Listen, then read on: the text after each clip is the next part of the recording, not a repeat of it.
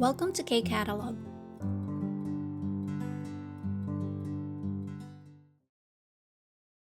Level 3 Unit 5 Textbook, page 65, nasa 말하기 speaking part na po tayo.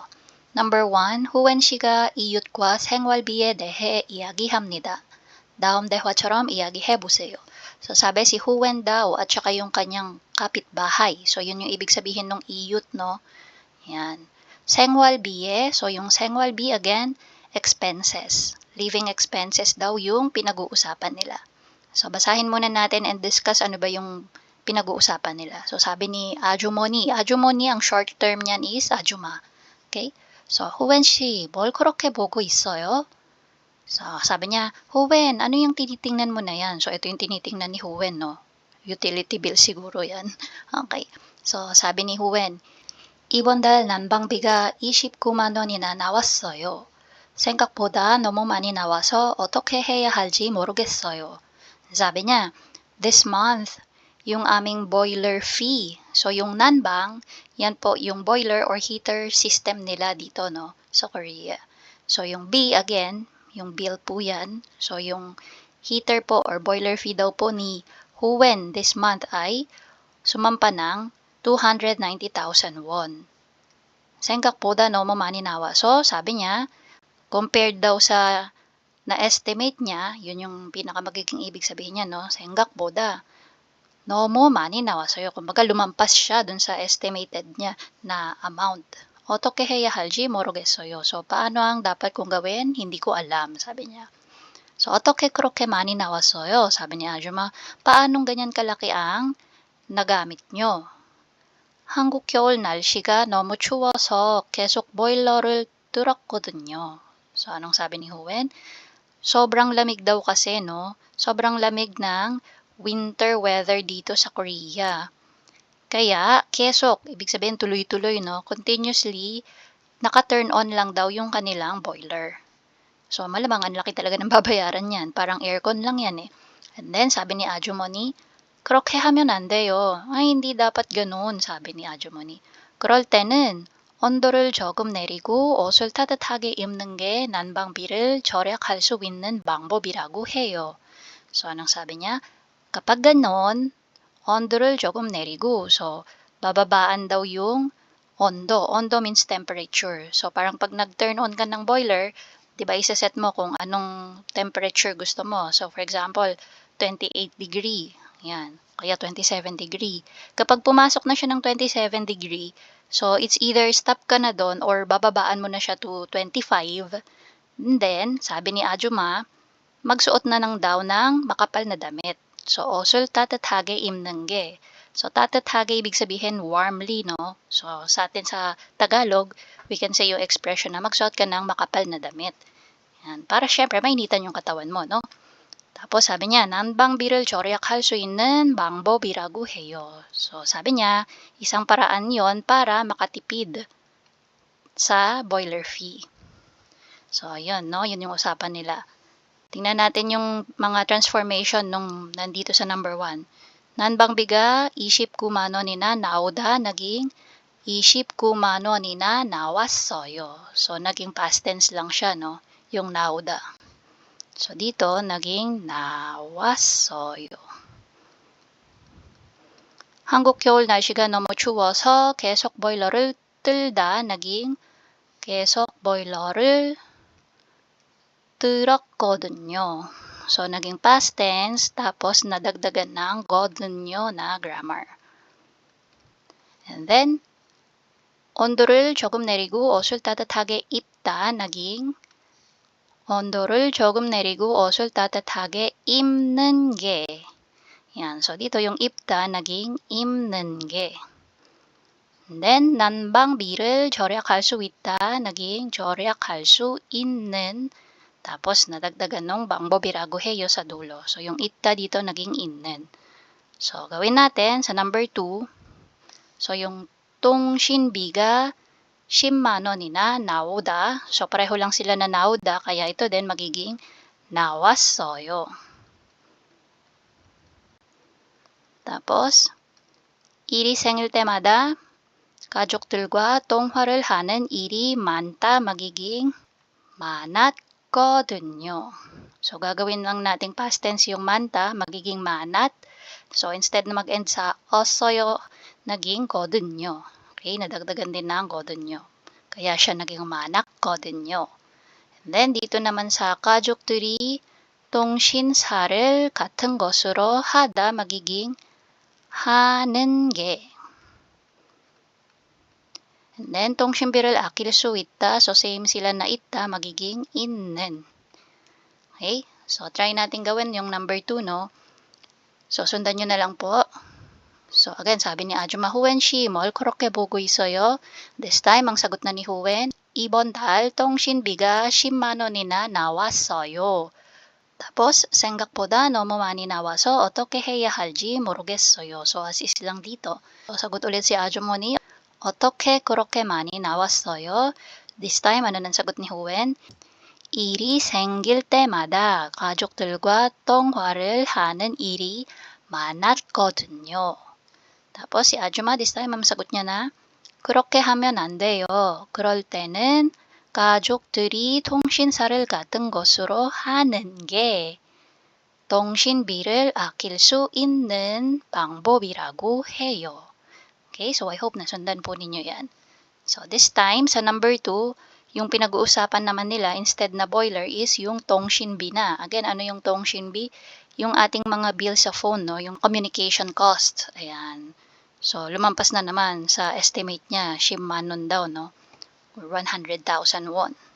Tapos, ang sinabi niya, ang reason kung bakit ganun kalaki yung bill niya is, every time daw na may mangyayari, whether good or bad yan, ang ginagawa daw ni Huwen is tumatawag sa kanyang family. Okay? Tapos, anong sabi ni Ajumoni sa advice niya this time? Si Huwen daw at saka yung buong family niya, maganda na isang telecommunication company lang yung gagamitin nila. So, with that, makakatipid sila sa communication cost. Yun yung nilalaman nung number 2. 다음과 같은 생활에서 생활비 지출이 많은 사람과 생활비 절약 방법을 조언하는 사람이 되어 대화해보세요. Sabi no, 대화해보세요. Mag-usap daw. So, para ma-practice ng speaking. So, dalawa kayo ng kasama mo, mag-usap kayo. Tapos, sabi, yung binigay daw na situation. So, ito yan, no? So, yung binigay na situation is yung mga tao daw na maraming ini-spend or mataas yung kanilang expenses. Tapos, yung another one is yung nagbibigay ng advice naman. Yung tao na nagbibigay ng advice para makatipid. Okay, so dito, ito yung situation kung saan maraming nagastos. And then, ito naman yung situation kung saan magbibigay ng advice para dun sa narinig niya na situation ng isa.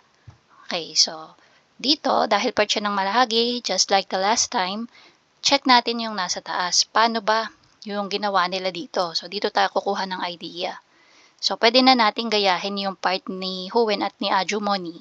So, medyo papaiksiin lang natin. Ito muna, 생활비 지출 많은 사람. So, ito yung magro-roleplay, no? Yung person A, tsaka si person B. Si person A, yung first situation niya, sabi niya, 가족들이 고기를 좋아해서. So, mahilig daw sa meat yung kanyang family.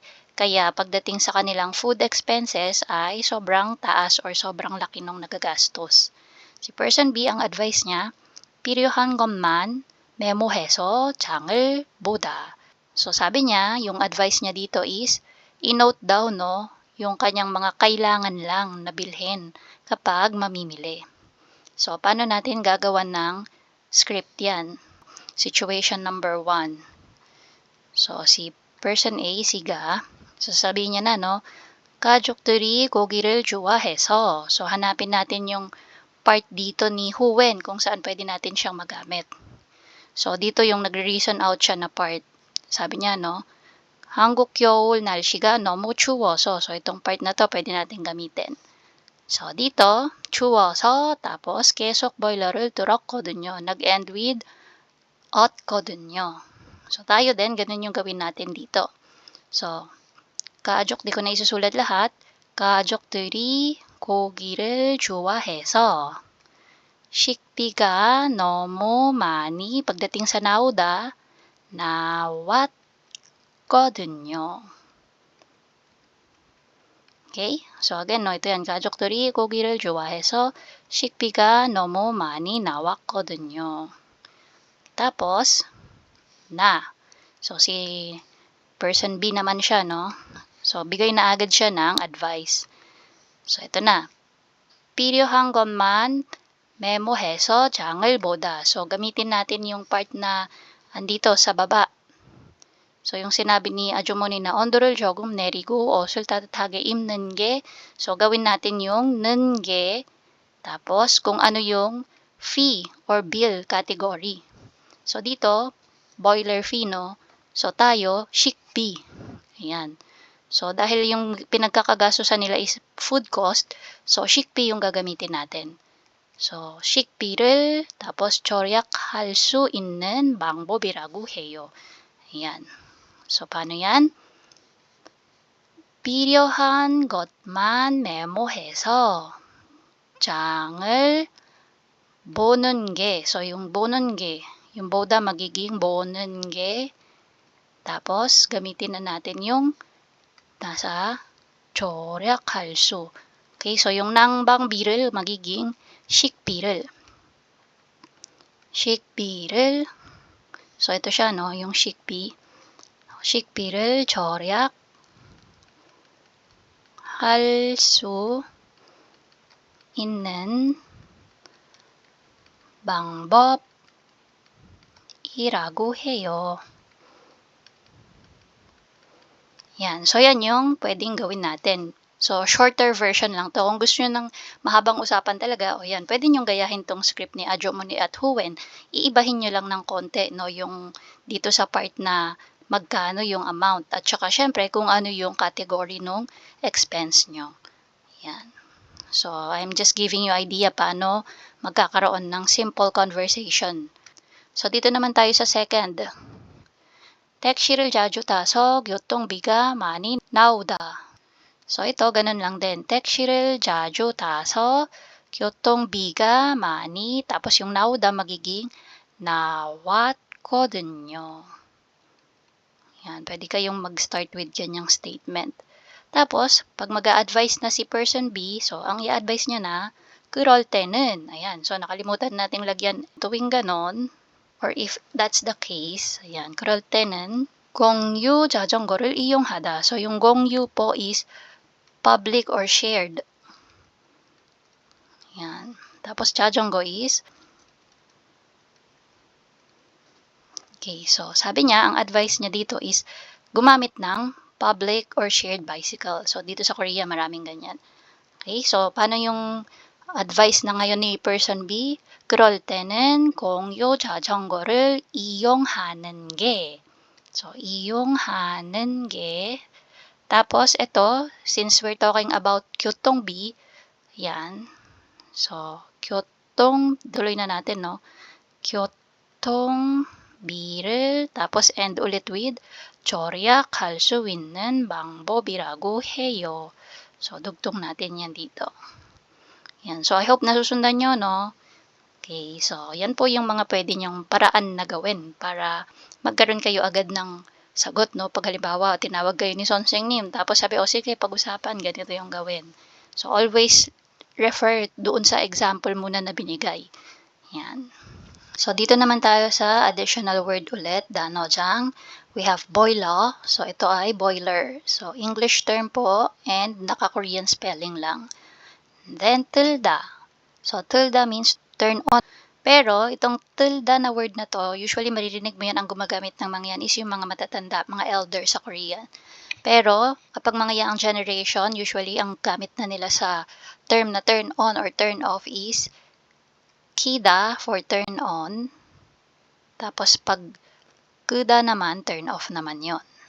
So, bigyan ko lang kayo ng konting kwento. Tilde kasi, yung term na yan is, di ba dati, yung mga switch ng mga appliances ay dipihit. Di ba yung TV before, nung mga dati pa, no? Dipihit sila. Hindi pa siya dipindot. And then, ganun din yung washing machine before, no? Yung mga washing machine nowadays, puro automatic na kaya puro dipindot na, 'di ba? Minsan touchscreen pa nga. Pero before, dipihit sila, 'di ba? So, even yung mga aircon, that's why maririnig nyo minsan yung mga matatanda dito sa Korea, ang sinasabi nila, oh, television을 틀어주세요. Pakibuksan daw yung TV or aircon을 틀어줘. Buksan daw yung aircon. Kasi nga, yung tilda na yun is yung pinipihit pa. Pero this time, puro dipindot na, kaya instead na tilda, kida or kyoyo, o kaya kda, koyo. Yan. So, again, yung kda is off. Yan. So, may additional kwento na naman tayo. At least, alam nyo na kung bakit tilda or bakit naririnig nyo minsan na ganun yung sinasabi nila to say turn on or turn off. Pero again, dun lang yun sa mga dipihit na appliances before. So, pagdating sa, for example, sa ilaw, so wala namang dipihit na ilaw before. Parang kahit before pa, dipindot na yung mga ilaw, di ba? So, that time, kida, kuda ang gamit talaga pag sinabing turn on the lights or turn off the lights. Ayan. So, dito na tayo. Ondo. Ondo is temperature. Kung shinsa, it means pwedeng mobile carrier o kaya yung ating network provider.